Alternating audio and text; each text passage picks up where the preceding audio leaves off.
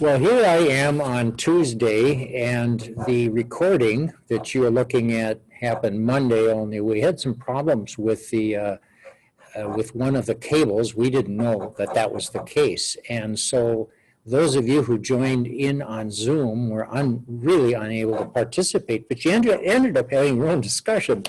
What I heard from a couple of you was you had a really rich discussion, but you'd kind of like to hear what was the point or case that Kenneth Bailey was making about the way in which you might interpret this parable using some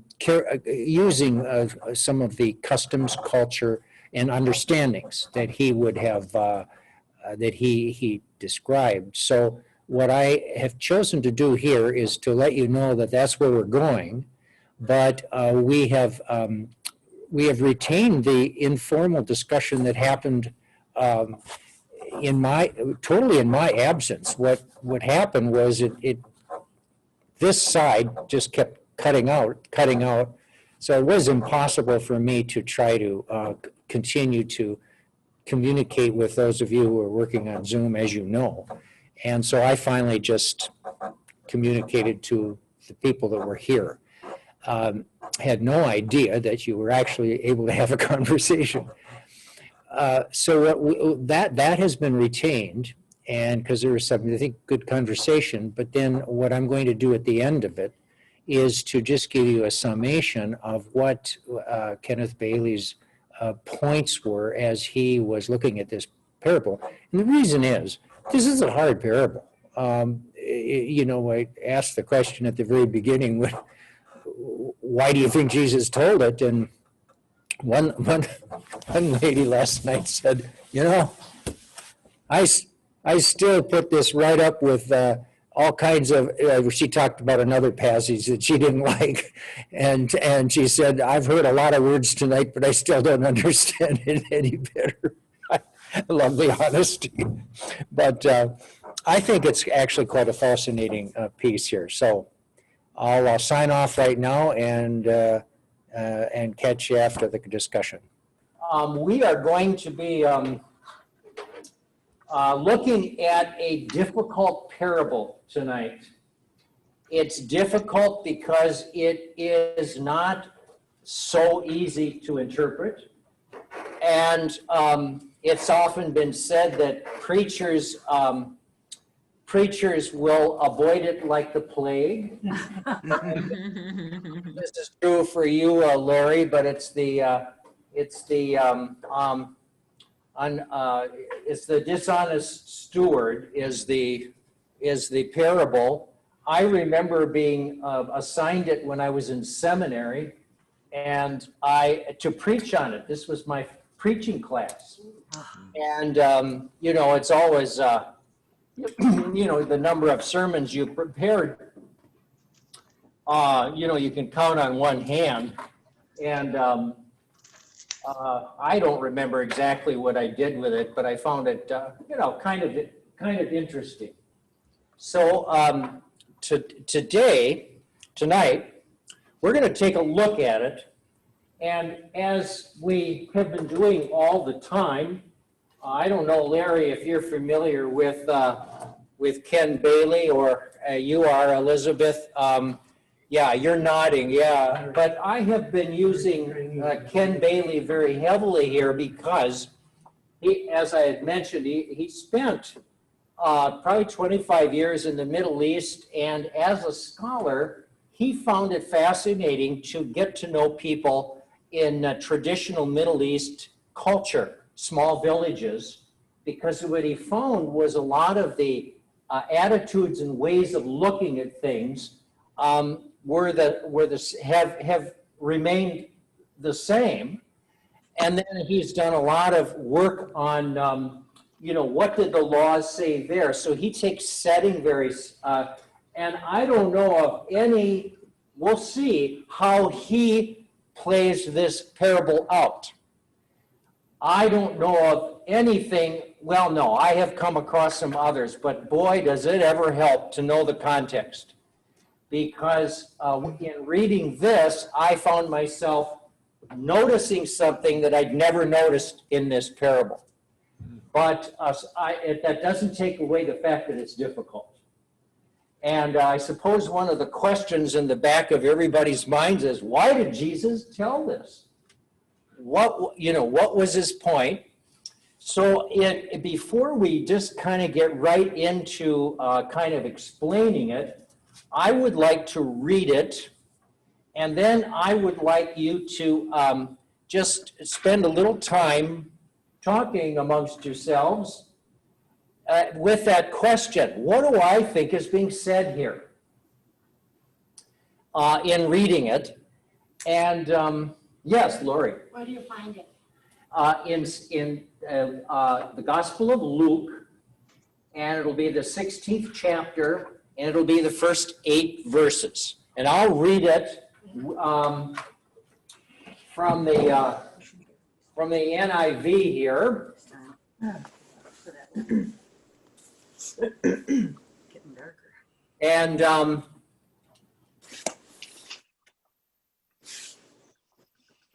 you just have to do a little bit. What I find fun about different translations is they may use a different English word because the translator thought that said it better than the other one. But so when you see several, you get a little bit of kind of perspective on it.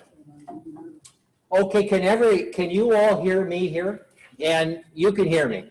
Okay, am I talking too loud? No. Okay. Welcome, Nikki. Hi. Okay. Jesus told his disciples, so this is being addressed to the disciples. There was a rich man whose manager was accused of wasting his possessions. So he called him in and asked him, "What is this I hear about you? Give an account of your management, because you cannot be manager any longer." The manager said to himself, "What shall I do now? My master is taking away my job. I'm not strong enough to dig, and I'm ashamed to beg. I know what I'll do, so that when I lose my job here, people will welcome me into their houses." So he called each one of his master's debtors. He asked the first, "How much do you owe my master?" 800 gallons of olive oil, he replied. The manager told him, "Take your bill, sit down quickly, and make it 400. Then he asked the second, "And how much do you owe?" 1,000 bushels of wheat, he replied. He told him, "Take your bill and make it 800. The master commended the dishonest manager because he had acted shrewdly. For the people of this world are more shrewd in dealing with their own kind than are the people of the light. I tell you, use worldly wealth to gain friends for yourselves, so that when it is gone, you will be welcomed into the eternal dwellings." Crystal clear, right? Okay, so why don't you just spend a little time and ask some questions of this for yourself. We could just find out what some of those questions are. And then when this kind of gets you into it. It gets you looking at certain words. I'll give you a little bit of time, not a lot, because, with Zoom and everything, it's probably better not to have too much, but just a little bit. And then if you want to just discuss with yourselves what seems to me the reason Jesus would tell this to his disciples. I don't have any idea. Or if you want to go this way, what is it that puzzles you? What's a question you would want to ask of Jesus if you were saying, "Jesus, why did you tell this parable? I don't get what this is." Okay, go ahead with that too, But I'll stop talking now for a couple minutes. For me, this one ranks right up there with the guy who found a treasure in the field, and then he went out and bought the field. I mean, that one I never have understood either. I mean, it's almost like they're praising dishonesty, like Yeah. if it was in the field, it belonged to the guy who had the field. And, well, The Patsy. sometimes, you know, remember, sometimes Jesus will use a parable that will describe human behavior. And he's not necessarily describing human behavior because that's good. He's trying to make a point. So, okay, just a quick question. Anybody want to venture a view or two of why you think Jesus told this parable? For what end? Well, we definitely got no's over here. I think maybe when I've Excuse me, partner? The dishonest manager was planning for his future. I'm not sure what that means. Okay, but the dishonest manager was planning for his future. That is true. He was, and we'll get into that a By little bit. cheating. Yeah, he did seize the moment. He took some action. he did take some action in the moment. Yes, and we'll talk about that. Yes, The master commended him. the master commended him. I mean, so the master knew what he was doing, didn't he? Well, he found out. Yeah. Go ahead. Reminds me a little bit of greed, in that this person was This kind of. Yeah, yes, a comment is made that you definitely see greed in this, and you definitely do. Any questions you'd want to ask of Jesus?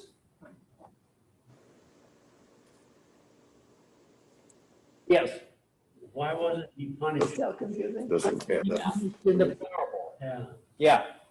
Okay, now here, just to let you know that Julian was one of the few emperors, the only emperor after Constantine that did not subscribe to Christianity. He was kind of a philosopher.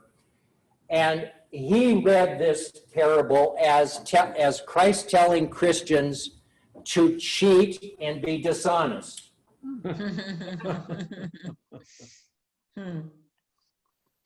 It says. I don't think that's it. Christianity and return old Roman ethics if they were going to recover their empire, because about the time he lived, things were beginning to crumble. So the Christian state, I miss that. Christianity. But that was his read on it.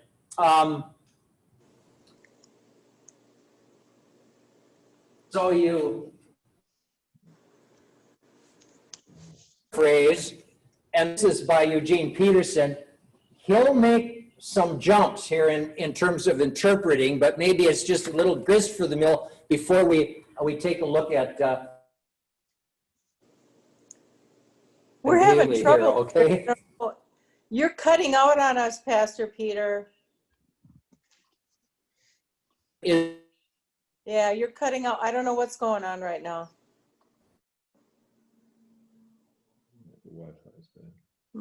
Is it the online that's cutting out? Yes. Yes. We'll lose like a whole sentence here and there. Oh, no. Just now. I mean, Yeah. just the last. Yeah, just few- started. Just started about 30 Yeah. seconds ago. I don't know what. We can share amongst ourselves here and Yeah. have our own Yeah. little study. Yes, go. Yeah. Please share with us, you two pastors right there. Yeah. I wouldn't mind hearing from the ministerial. So Well, it's a difficult one. I was kind of hoping to get some more enlightenment. I think I've gone on the tack of, taking taking action, seizing the moment when there's something important.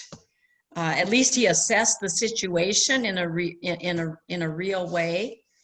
And so often we might be in denial.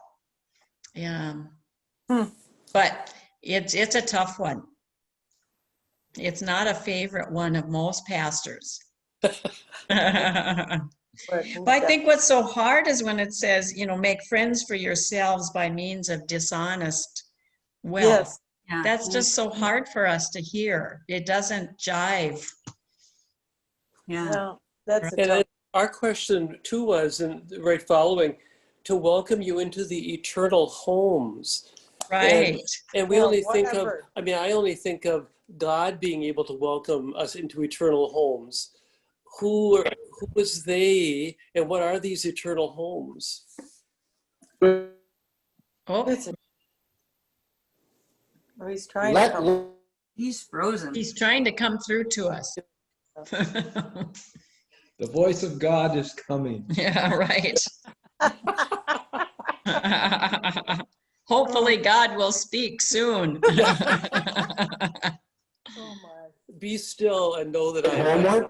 Man, Oh, we got a little something. yeah, it's just very, cuts out. Peter, all. can you turn off the video and just have the audio? Would that help? I don't know. I wonder if you can even Yeah, hear. when he could hear us even. I don't know. I think he's going Right to I try. feel like we're the lost children here. Now we lost him. Totally. He went off now, so Okay. yeah. Well, Well, this is the first time we've had this major of a issue. yeah, okay. Right. I was only on Zoom one other time and there was nothing. Yeah, Nothing. so this We is, haven't had this problem at all before. yeah, we haven't. No. At least one question I would have is, what is that make friends with dishonest wealth? Yeah, Is it tough. dishonest? Is that a good interpretation of the word, of the Greek word? That would be a question I would have.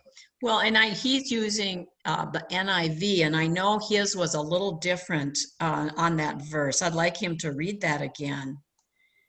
In the NRSV, we have dishonest wealth. Right. You Right. want to grab the message? Yeah, I was just going to open it up on my We're going to phone. just look at I think he was just going to refer to the message, Yeah. Eugene I've Peterson's. got it on my phone. Okay, we can check that one out. I have it here too. Do you? Oh, okay. Oh, good. Good. Maybe it's that. So it would be that verse 9. Okay, let me look that one up. Oh, Mary also has that too. Mhm. Yeah, there it is. Okay. Well, he moved over to his chair. Oh, we can see him now. He's Oh, alive. yes. What, He's frozen though. So 16, let me see what I think. Yeah, look at 16 verse 9. Yeah, and they don't always give the verses. Let's see if I can figure it Gonna out. be at the. It's the first verse. Let's see. So verse 9.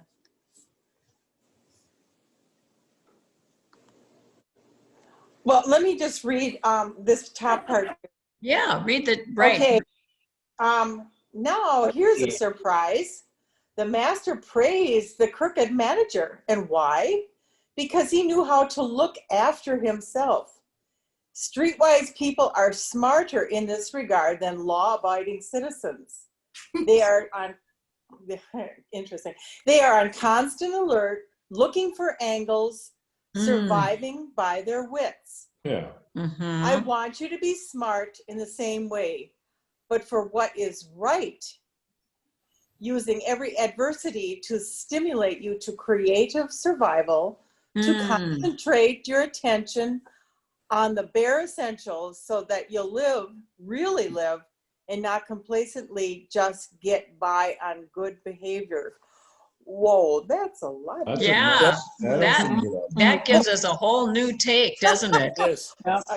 Yes. It's kind of almost like be imaginative and Mhm. and look at your possibilities, and there's don't get stuck. And Yeah. that was, yeah, because he knew, and that's Mhm. Eugene, yeah. Other? But streetwise people are smart in regard than law-abiding citizens. Yeah. Yeah. Yeah. That's Okay. today's lesson. What's that, Mary? I just said that's today's lesson, huh? Yeah. Be street smart. Yeah. Well, when you, Well, yeah. And can you figure out when somebody's lying? Wouldn't that be fun? Yeah. Okay, I won't get political now. Sorry. That's good. Yeah. I think he's still trying to Yeah. get in here. Oh, wow. Yeah, that's very curious. Yeah, well, that puts a being streetwise rather than law abiding. Well, you know, he always was after the Pharisees and they were Yeah. very law abiding. And he had plenty to say against them. Maybe that's Yeah. not our today law abiding. It's those Pharisees that had all those ridiculous Old Testament Leviticus Lutheran style stuff. All the holiness codes and the laws. Yeah. well, when And how many were made up too, and not just from the Old Testament? I mean, I don't really know, But I was just reading ahead. I think actually verses 10 and 11 Yeah, I was just reading those too. give us yeah. a clue, especially when it talks about, he's making the comparison that if you are faithful and how you handle dishonest wealth, then You're gonna be he crooked. compares it that you have to be able to do that if you're going to be able to handle really good wealth. Yeah. Kind of an interesting transfer of how we're to maybe look at it. Mhm. Yeah, and if you're on in Eugene Peterson, if you're honest in small things, you'll be honest in big things. Yeah. Yep. If you're a crook in small things, you'll be a crook in big things. But he This kind of is was a crook straightforward. in small thing. I mean, he was You a know, crook. it is interesting though. So how does it begin? What it just in Eugene Peterson says, he got reports that the manager had been taking advantage of his position by running up huge personal expenses. It doesn't necessarily, at that point, it doesn't say that he's crooked. You know, I remember reading a commentary on this that actually there was some scholars think he was just taking off his uptake or his what would you call it? His commission. His commission. Oh, That he was just kind of taking off his commission from the sale. And so that's kind of why the master would commend him. Yeah. It wasn't so much taking from the master's pocket as it was giving up his own commission. Now, are we Yeah. reading that into the text or not? But that some scholars have said that about this one. okay. Right, so that he had like because there's different ones. In the first one, isn't it a 50% reduction on the That's a olive big oil? commission. Yeah. That's a pretty big That's a commission. big, but it could Yeah. be. I Yeah. mean, you know, or and he could have had known what the price was and all that. And then the other one, you know, wasn't it like a 20%? 20% 108, reduction. Yep, 20. Yeah. Yeah. well, see, there's a certain moral equivalence that's going in the background here, and that is that the master may have been overspending on his personal luxuries, and at the same time the servant sees this, and Yeah. the servant so the servant believes that he can cut the prices and then at the same time cut the prices just enough to make the master happy. Yeah. Yeah. Maybe that's in the background here. Yeah. That would Yeah. be acting Yes, shrewdly. yeah. Mhm. Well, and then with the going in line with the next few verses, it kind of goes in with that, Dan. Yeah. You know, you're Whoever is honest in faithful. small things and honest in big things. Mm-hmm. So kind of, And see another thing that occurred to me was, is this a matter of let's say that the master was totally within his rights under the law. And is it a law versus grace kind of thing where the servant helps these people pay their bills? You know, that occurred to me. Well, ah, Mhm. Oh. We got a good study going here. Yeah. Well, yeah, we're doing pretty well. Yes. Whether we're on the right track, we don't know. But Right. Right track, wrong train. As long as you don't get a test at the end. Yeah. Mm-hmm. It still is a tough. Mm-hmm. Yeah.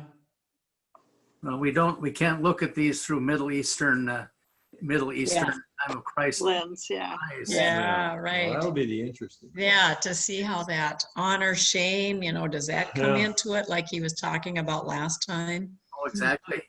Mm-hmm. Yeah. Yeah. The bad thing about this is they've been taping every Monday night, but now tonight it Oh, won't do any good to tape it. And maybe they're taping us.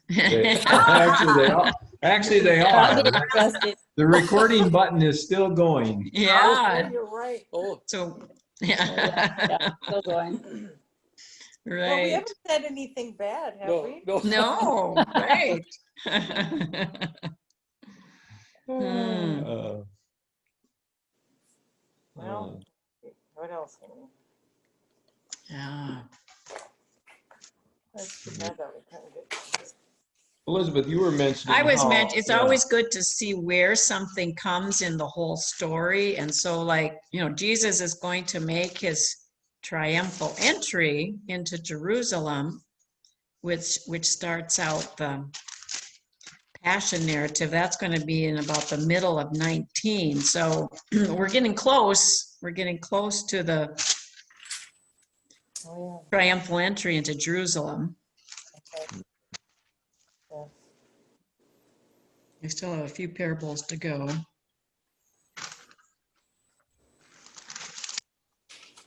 I wonder if Peter went to get some help. I thought I saw him. Yeah, His chair was empty. empty, right?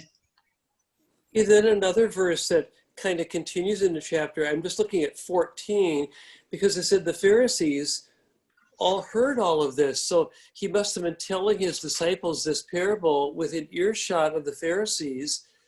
And maybe he's telling it to the disciples just to get the Pharisees goat and get them going. That's a really good Yeah. point. Especially when it says in 14, the Pharisees who were lovers of money Mhm. Oh, I think. Oh. heard all Wow. this and they Yeah. ridiculed him. Oh my. Yeah. And this says, so he said, you are those who justify yourselves in the sight of others, but God knows your hearts. For what is prized by human beings is an abomination in the sight of God. Mhm. Yeah. I think that's Interesting to see what name does this with Capon. Capon. Yeah. Mhm. Yeah, does with this. Hmm.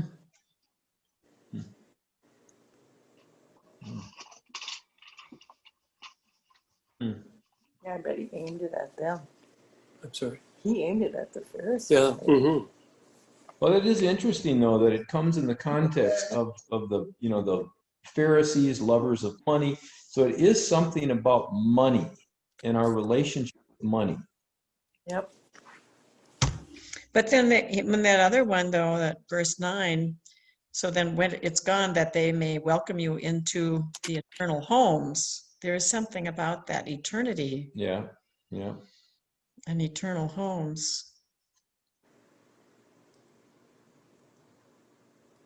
Well, it would be interesting to hear what Kenneth Bailey has to say. Yes, it really would be. You're right. With getting more of a background of that we're not. Yeah. Yeah. I think I've likened this person maybe like to the Homer Simpson of, or not Homer, a Homer Simpson of the Bible, maybe. That kind of one who's got less than ethical scruples or. Oh, you mean the guy? The guy, oh, yeah. The manager. The manager, kind of a Homer Simpson character, kind of looking out for himself. Yeah. Never did watch that show. Yeah. Don't much care for that show. Oh, yeah. But I think I know who you're talking about. Yeah. Okay, sure. Well, there. Yeah.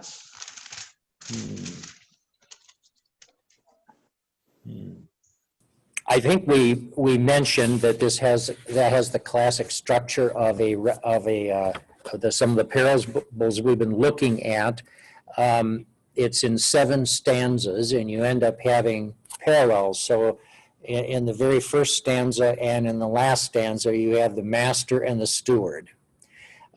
In the next 2, following 2 and 3, you have the steward losing first his job, and then next recognizing that he had no means of making a living that were realistic. He couldn't beg, and he really wasn't strong enough to dig, the hard labor of a farm worker.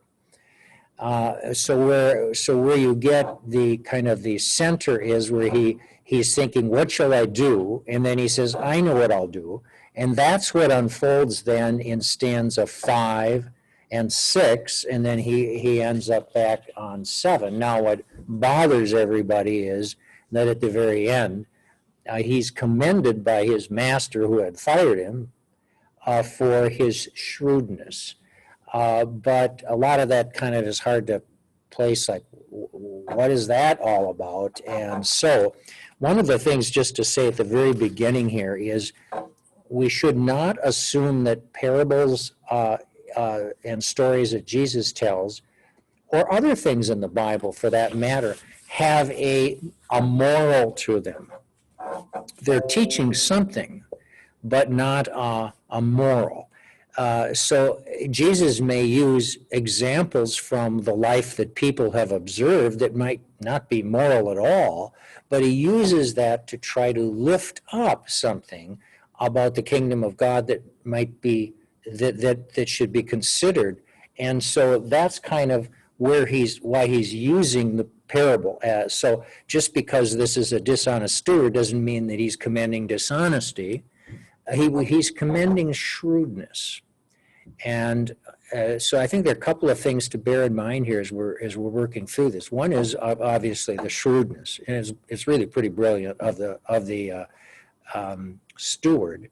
But the other thing that was new to me, I hadn't really thought of it, is to pay a little bit more attention to the master, because he ends up being actually quite critical to what the steward in his shrewdness ends up choosing to do to solve his problem.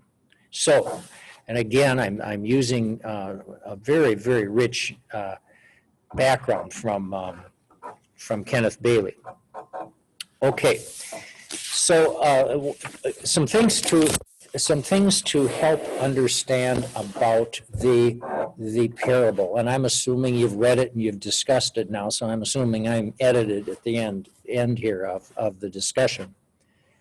And the first one is that let's take a look at the setting, because this really makes a difference. He argues that this, it would have been a setting in a farming community in a village, and where you did have a rich landowner, and he hired a steward to do his work for him, and what you have here is agricultural tenants.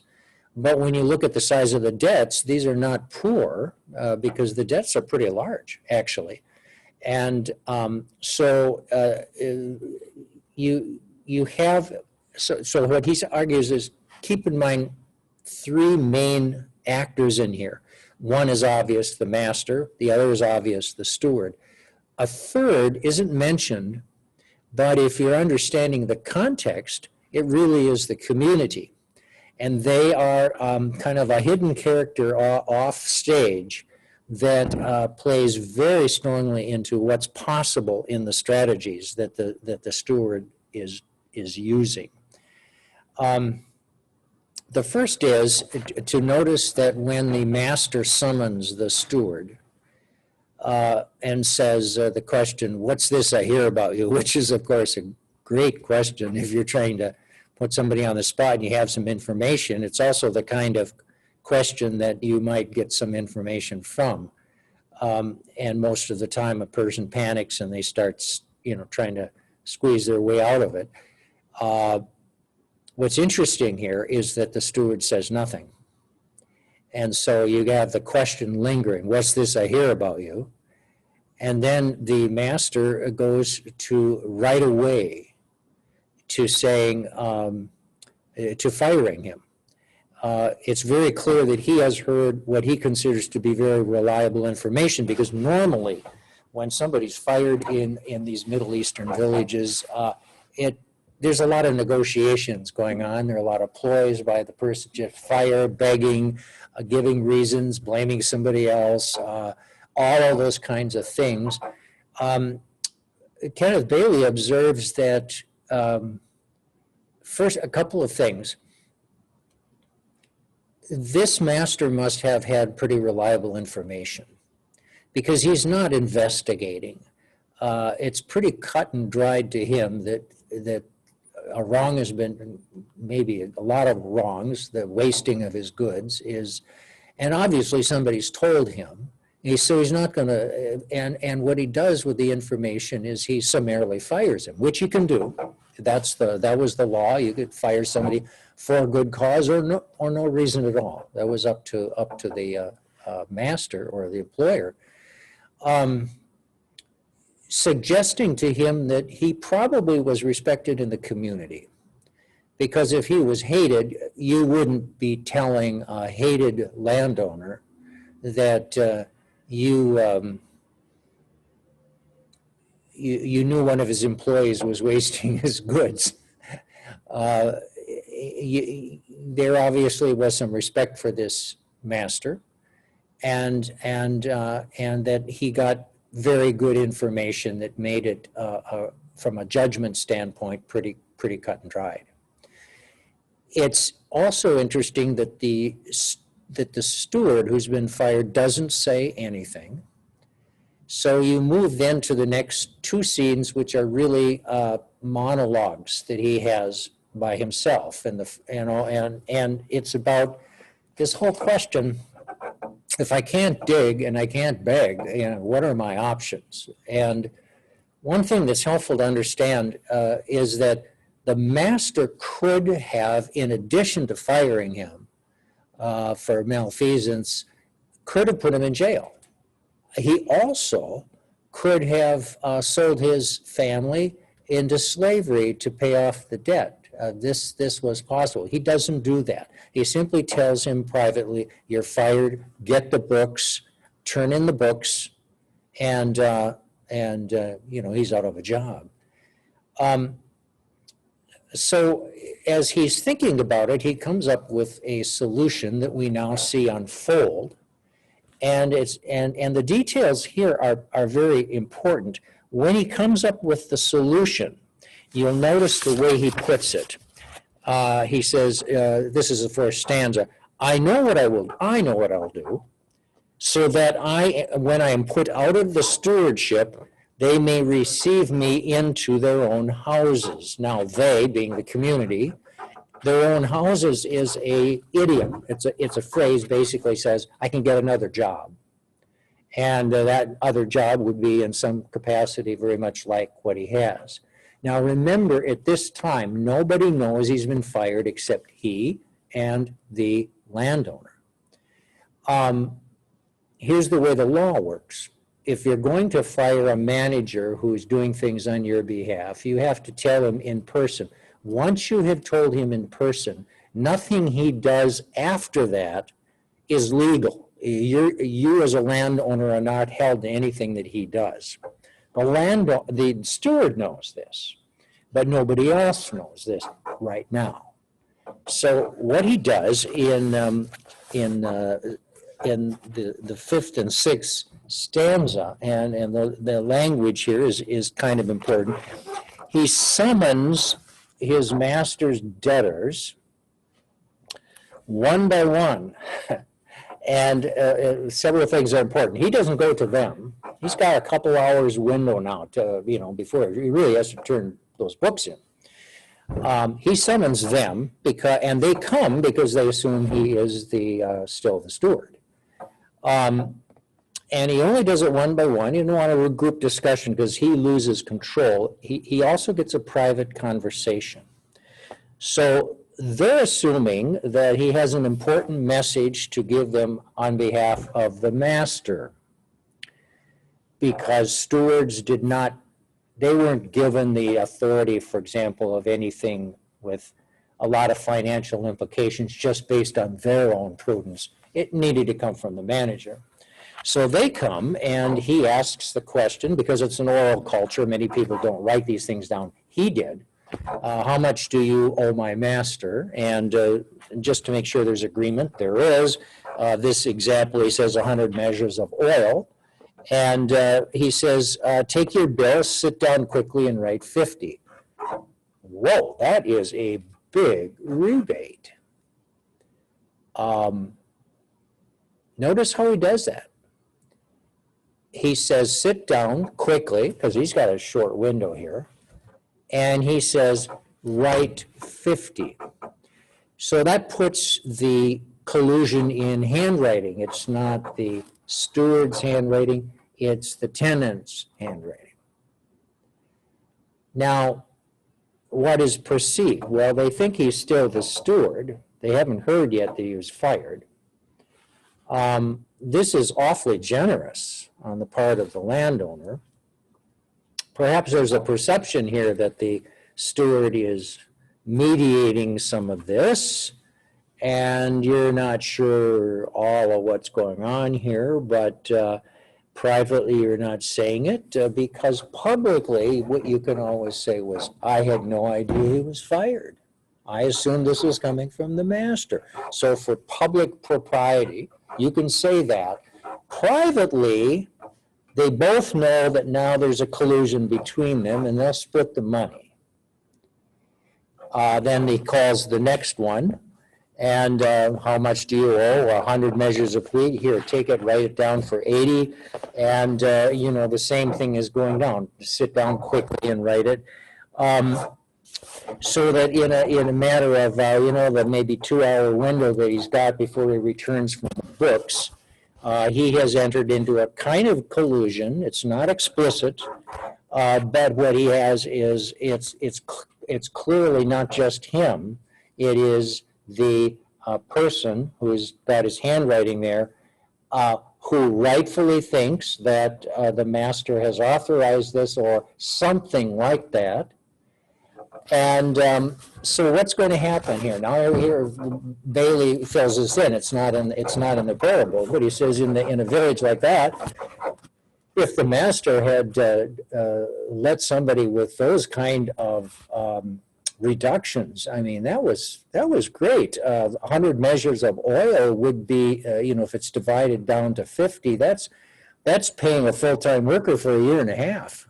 And that's a nice thing. I mean, this is great for the family. And then you have other debtors saying this, and all of a sudden, you kind of got a couple heroes here. One is the master. Oh, wow.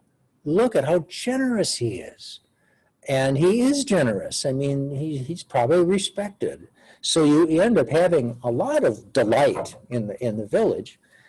And the steward, you know, I'll bet he had something to do with getting this to us. And of course, privately, they're not going to talk about their private conversations or anything like that. So that's the situation when the steward comes to the master with his books. And Bailey says he maybe has an expression, a slight smile on his face, like the cat that just ate the canary, but he hands the books and leaves. And of course, what will happen is the master looks at the books and suddenly, uh-oh, what do I see here? And he sees big reductions to his debtors. He sees the handwriting of his debtors. He realized this has been engineered by his dishonest steward. He knows, so now he's got a couple choices. One choice is his dishonest steward, what he did was illegal.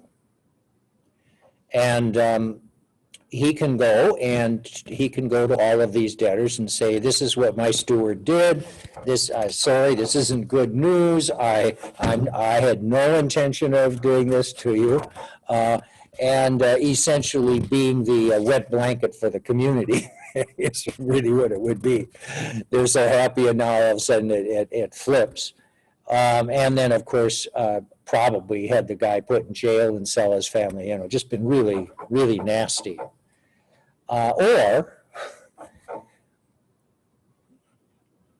he can pay the price, be seen as having done a very generous thing for the community. He knows that sooner or later it's going to get out, well, it will get out sooner, that his steward was fired, and he recognizes that the steward will probably be a little bit of a hero in a different sort. People will kind of concede that you can't trust him, but boy, was that a smart move. And now you get the question. What did the steward risk on this little ruse? No, not a little ruse. He's just been fired for probably dishonesty and wasting goods. That's one thing. But he wasn't put in jail. His family wasn't sold. He's got a major problem for making a living. What he does is to do a scam that is actually to steal more. And he does it so that, first of all, he can look good to the people in his community so that they'll give him a job. So he needs to be popular, and he needs to base it on something. And at the same time, he can't do this by making his master look like an enemy. And he is able to achieve both of those things, but he's taking a risk. And what is it based on? He's risking everything on it.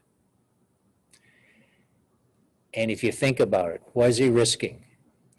He is basing everything on his perception that this is a generous man. And when push comes to shove, and all of this stuff comes out, his master is going to choose the second option, eat the losses,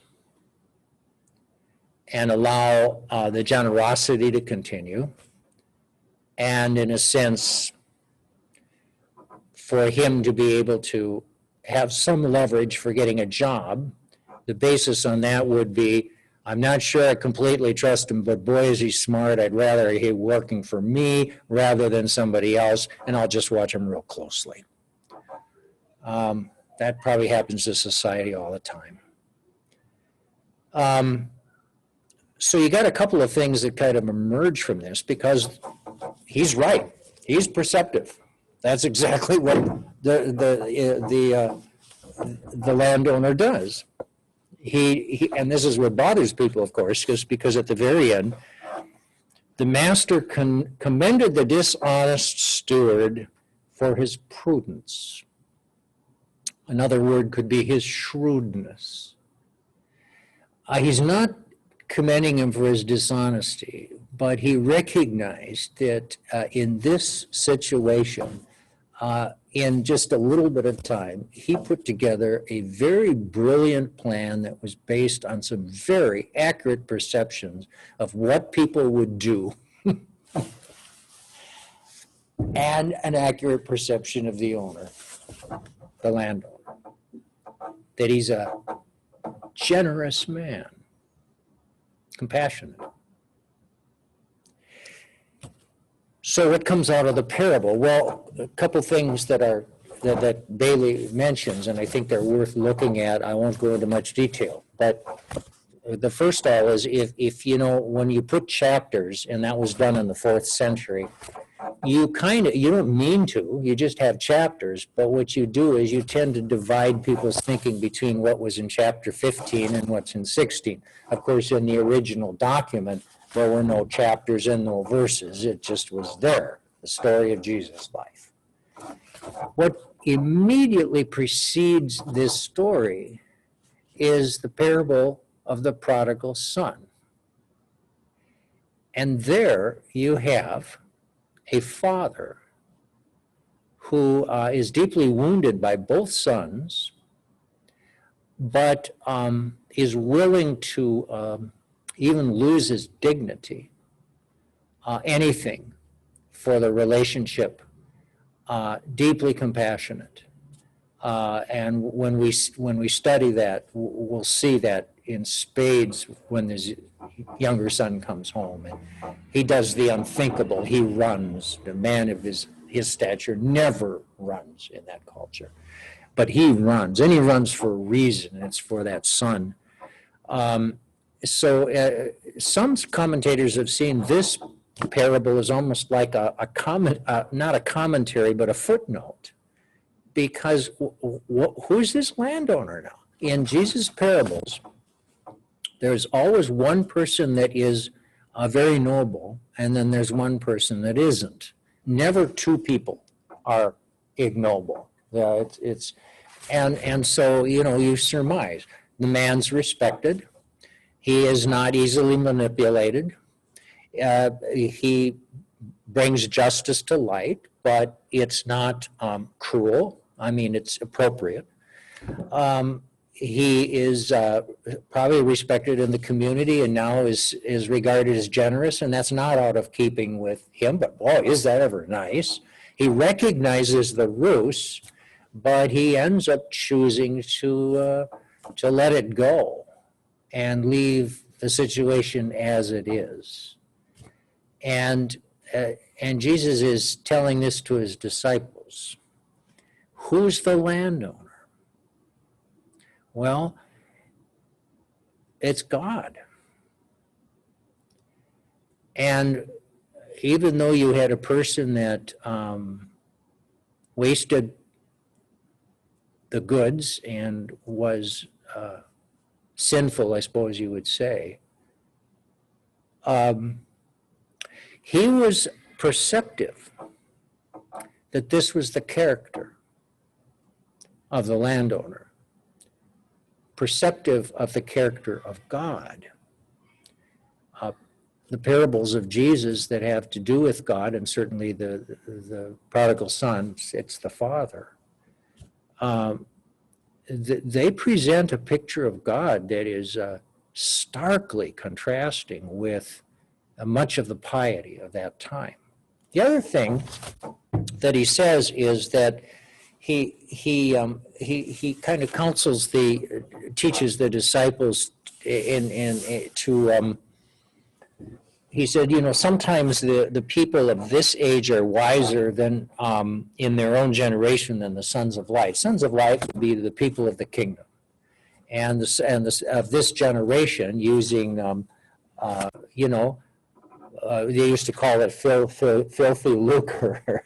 I mean, not that money is bad, but in the complex transactions of our society, it's impossible to invest somewhere or whatever where that nothing unjust has been done, nobody's been taken advantage of. That's just part of the human condition, and that's why some sociologists say that if you get right down to people's impulse, absent faith or absent ethics, it's a bigger fish eating a little fish. And so you end up having this reality, but what Jesus is saying is, look at some of the people in that reality. Their way of taking care of themselves is oftentimes absolutely ingenious.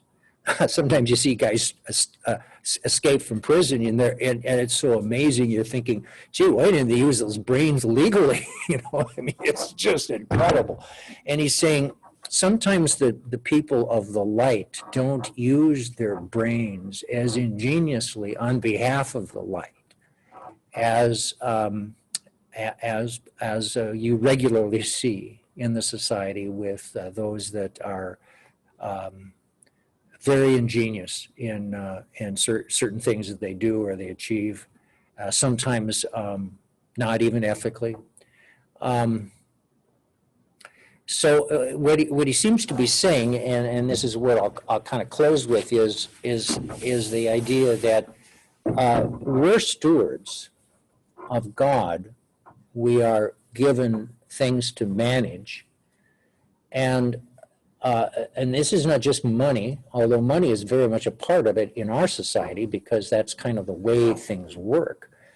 But it's way beyond that. It has to do with our gifts, our relationships, our places in society, and the question is, are we using our smarts, our gifts, to their maximum on behalf of good? And I remember when Tony Blair, of course, it's a new age in that regard, but one time he was talking about the fact that, we actually could, if we really did it with the resources, we could make it so that nobody was dying of starvation in this world. And then he turned to the pastors, and then I had one of my friends who was a bishop at this conference in London, and he turned and looked at the pastor. He said, "And getting people to do that's your job." Because sometimes we're amazingly imaginative when it's making money for us or making money for the company. Not as imaginative when people in leadership are dealing with some of the problems that are with us. So Jesus is critiquing that, and he's asking his disciples to use, here we are, we're creatures of the earth, this is the way we live, so not to use it dishonestly, but to be ingenious. So that's his approach. I'm sticking to it. I hope I represented it faithfully. I think it's pretty interesting, especially the part about God and the patience and the forbearance with things, and not being vindictive, but being by nature generous, and allowing the rain to fall on the good as well, on the bad as well. So good. One who is willing to be patient, and then the other reminding us that we're stewards, and we're stewards of the kingdom of God, and we've been given all kinds of gifts. Millard Fuller, I think, is a good example of somebody who had a tremendous gift for making a lot of money, and it came out of his poverty, but it trapped him too, as I've told that story. And when he had his crisis, so to speak, his wife leaving him and his kind of reconversion, he spent a long time asking the question, really, what would it mean to really follow Jesus? Leaving what he had been doing, and then coming up with this ingenious idea that nobody thought was going to work, but it did. And when you think about the effect of Habitat for Humanity around the world right now, and a number of people where it's done something, and the way it's changed people's hearts who are working on it, it's amazing. And that was something that that comes out of a man that has some very good instincts, and he used them in this case so well for the gospel. Okay, that's thank you.